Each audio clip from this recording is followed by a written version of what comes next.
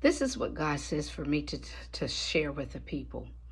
God says that the greedy government is the reason why we have so many homeless people, people living in the streets, in their cars, and in shelter. God says that the government has set their state up for failure by setting minimum wage so low the people can't afford monthly notes or rent. God says the political party sits in their seats acting all proud to represent each state. They were elected to represent the people, but yet they have failed the people.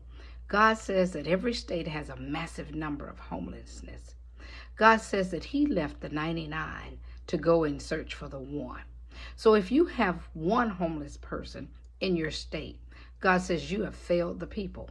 God says that the government has taxed the people so that they can't afford to live in decent houses and decent neighborhoods. God says that when natural disasters hit, they set up shelters everywhere for the displaced people. But they can't set up shelters for the homeless why? Because they can't tax it. They can't make any money off of you. So if the government can't make any money off of you, then they have no desire to deal with anything that concerns you.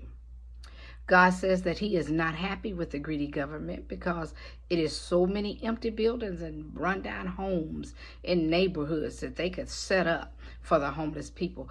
Not all of the homeless people are without jobs. There's a lot of people that just need help. They need a second chance. And, first of all, if you get sick, you go to the hospital, you can't afford to pay the bill, and it automatically goes on your credit report. Well, your credit is so low to no one will want to help you. So they've set us up for failure. And God says to make a plea to the community, to the world out there, that if we could help one homeless person or one homeless family, one family at a time, then we could be doing the job that the government should be doing, but are not doing. But God says that he's given us hope, love, and compassion to deal with his people. So some of us have rent houses, or we know people who have rent houses. Some people have land that a family own that no one has lived in.